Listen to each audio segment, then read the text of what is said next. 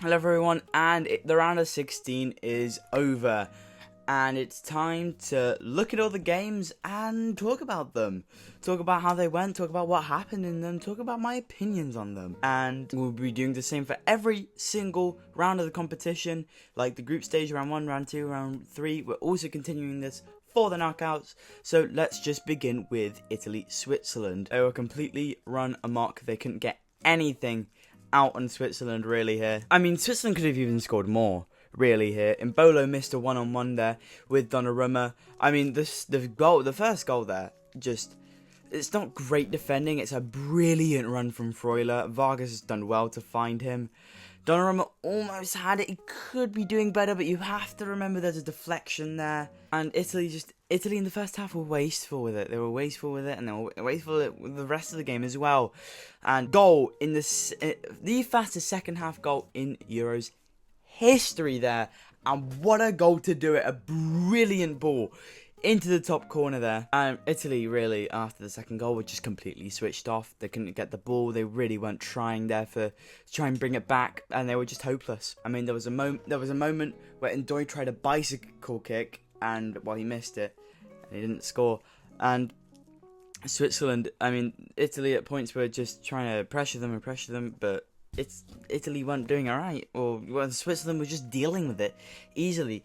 Calm is like side passing it around, just fine for them, easy to deal with. And Germany versus Denmark now, and well, early on there was a goal for Schlitterback that was disallowed. I think it could go either way. I'm not too partial on the decision. There's a few things in there that could have chalked it off, and in the end, goalkeeper foul. Fair enough. And then Denmark does an incredible ball over the top to Eriksen, who touches down brilliantly, but there was a good block there from Ridiger.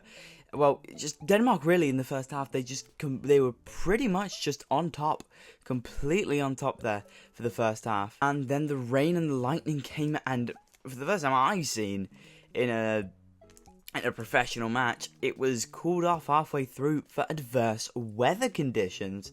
What is this, Sunday League? Absolutely ridiculous. And then later, when the game finally resumed, Højlund had a one-on-one that was basically stopped by the rain, because had it been a dry, sunny day, that wouldn't have got so far away from him, and he probably would have buried that, and it would have been 1-0 to Denmark. Denmark have been knocked out by the rain here.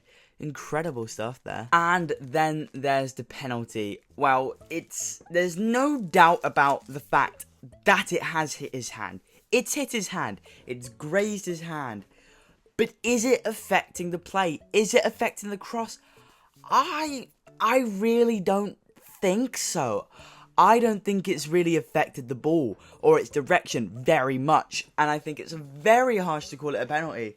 But under the guidelines that the refs have been given for the Euros, yes, it should be given. They've been given the mics for that exact reason. They've been given the mics so they can hear the slightest graze. Although I think the slightest graze shouldn't really be a penalty. And then Havertz, disastrously missed a one-on-one. And while he's doing that, he has a play that he could have squared it to, and they just topple over. It's so comical. And he's trying to chip the keeper, and it's gone just wide. Really should have put that away, should have Germany.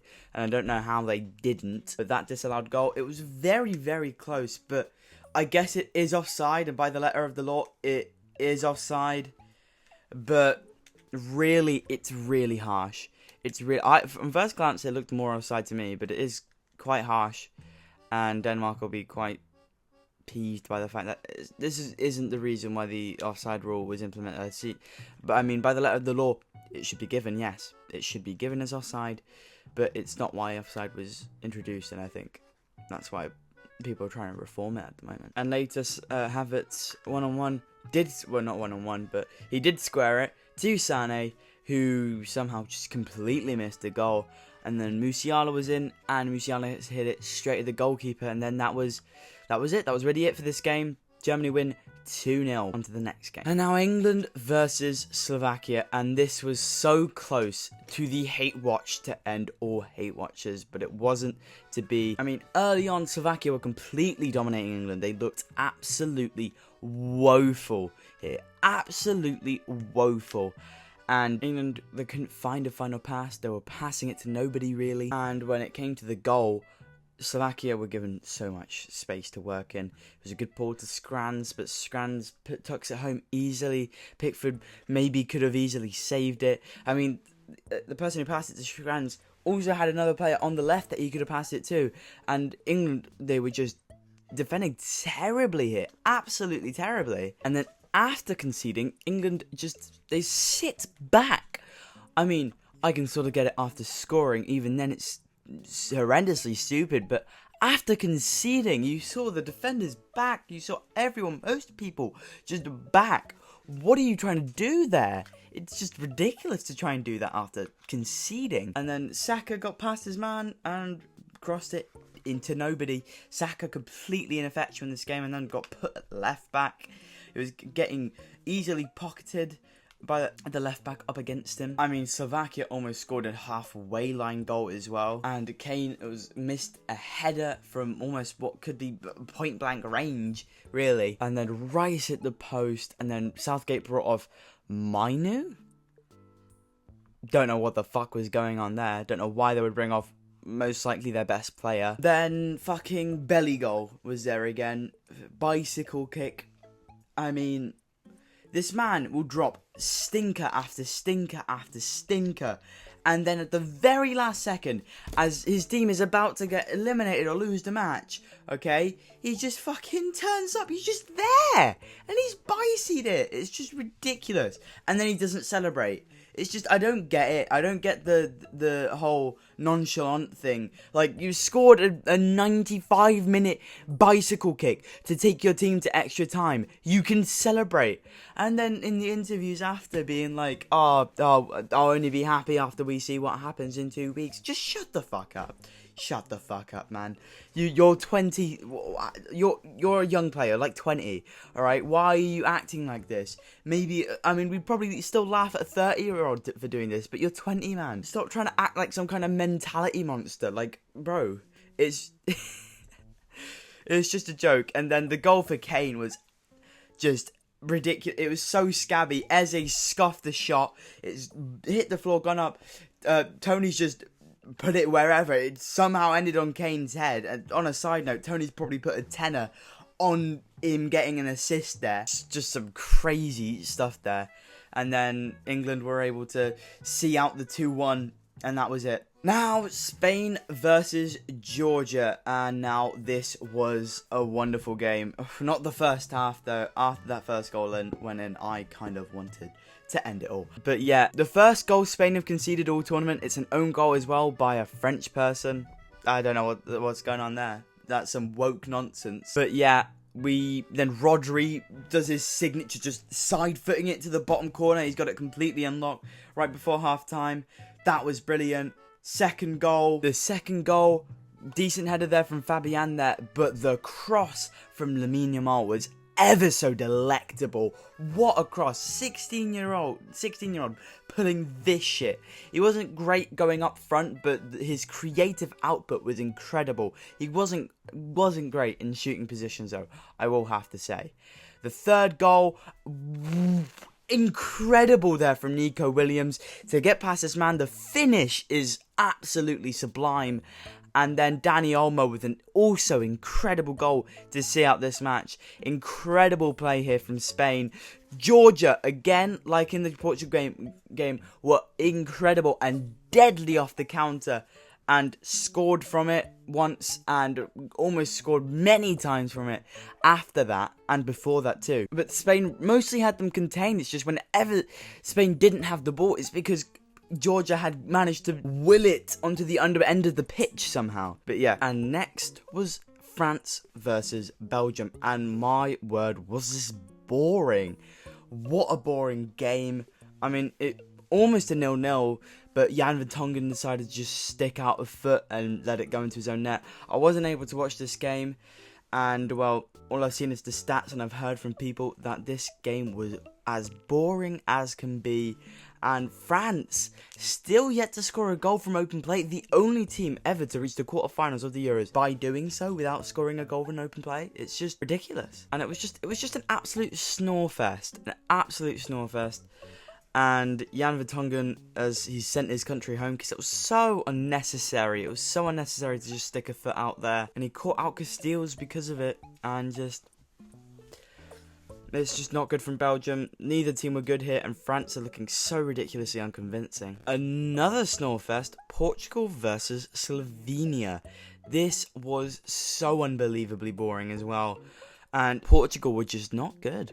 Portugal they just didn't have any end product. They had Ronaldo up top, and it's just ridiculous. Why? Why is Ronaldo still playing? He missed a penalty in this one, and that's pretty much the only thing he's good at, and he's missed one. It's just ridiculous for him to still be playing. There's better players, okay? Put Gonçalo Ramos there. Like, it's just, come on. What are you doing? And the rest of the players, they weren't good either. Bernardo Silva, ineffectual. João Felix was on the bench. João Felix, also better than Ronaldo. Put him on. Ridiculous. Bruno Fernandes, not good either. But in the end, man of the match, Diogo Costa, who also saved the Šeško 1-on-1 late into extra time. And then saved all 3 Slovenian penalties. What? Absolutely crazy. And in this, from that Šeško 1-on-1, Pepe really showed his age there by just slipping it, and then just, yeah, and once he lost it, he had nothing in it whatsoever. It wasn't good from Pepe, and this is why you don't put a 41-year-old in at centre-back. I feel like some of the selection choices for Portugal are based purely on just nostalgia and who's played more, who's got more stature in the game instead of who's got more talent. And then there was Romania versus the Netherlands, and now I wasn't able to catch a lot of this game. I was able to catch the last 2 goals, and I saw the first goal. I've heard from Romanians, but only Romanians, that the refereeing was terrible, meaning might be a bit of bias there, but maybe not. I just want to say as well, but Gakpo scoring at his near post, that's definitely a shot the keeper should be stopping there. He should not be beaten that easily at his near post there. And then Daniel Marlin had that tap in, incredible from Gakpo to keep it on. And then Marlin with an incredible counter attack that he starts and finishes himself, taking it from around his box and going around and scoring. It's not as good as the Son one because he hasn't really gone through any defenders there. He's just gone around the wing and then kind of cut inside and scored it. But yeah, just solid from the Netherlands.